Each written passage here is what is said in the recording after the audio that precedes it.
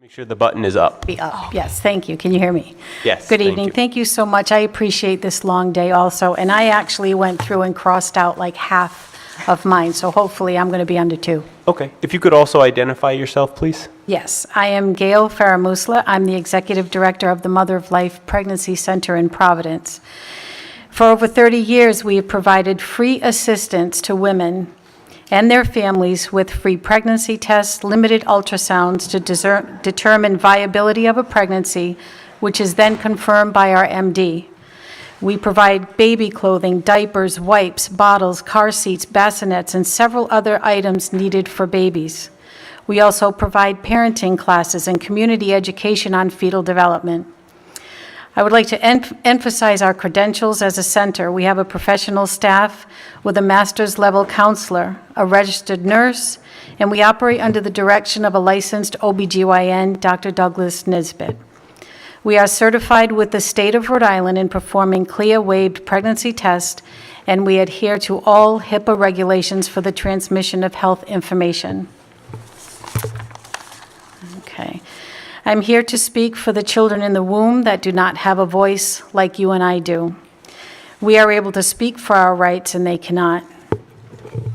I also want to emphasize there are 15 agencies in the state that are willing to offer pregnant women furniture, clothes, housing, counseling, education, continuing education, daycare, and adoption. And we haven't spoken tonight about adoption. And women have expressed the inability to imagine giving up a child once they've given birth and believe abortion is the only choice. They have come to us with this time and time again. But there seems to be a disconnect between killing a child because it's inside the womb as the preferable option as opposed to the emotional stress it would bring and too difficult to bring the child up once they're born. Either decision is emotionally draining, but only one will not bring as much grief. Only one will not bear the guilt of ending a life. We are the ones out in the community working with women and men who have experienced the loss of a child through abortion. We are the ones they come to seek help when they are brokenhearted after an abortion.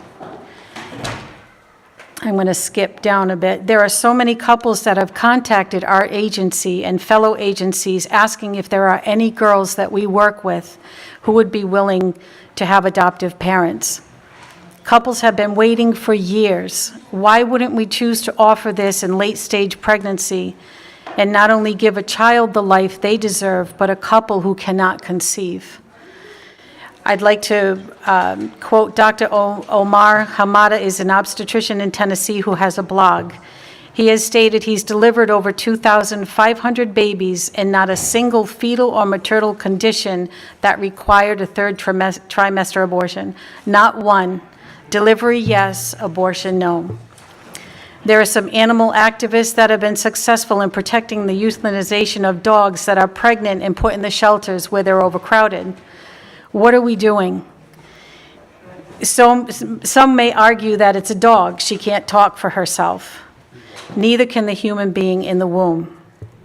At the end of the day, and someone mentioned this earlier in testimony, at the end of everyone's life, we will have something to answer for. Even though you're not the ones using the instruments to kill a human being, you are making the decision whether or not that can be done. And again, we all have things to answer for. And I wanted to add, I'm coming to a close.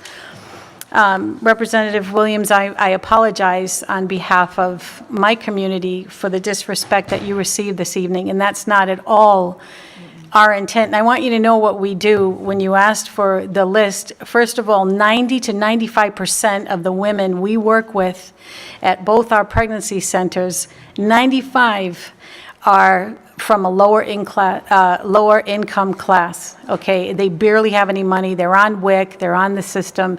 Those are the ones we reach out and wrap our arms around. And we provide all of the things I listed for free. Everything we do in these nonprofit agencies are free. We have Mother of Life Center, us on Atwells Avenue, Right to Life, Smith Street, Providence, Gabriel's Project, Diocese of Providence on One Cathedral Square, Children's Friend on Summer Street, Women's Harmony Health on Greenwich Street, Federal Hill House, Cortlandt Street, Elmwood Community Center on Hartford Avenue, Bethany Christian Services over in Warwick with an office in Providence. We have helped thousands and thousands of girls. And I just want to end with this. It's an absolute insult to my clients for anyone to say that because of their economic status, that they probably should make another decision and not have a child because they're a single mother. And I will end with that and let my friend here introduce herself. Thank you so much for your time. I appreciate it. Thank you.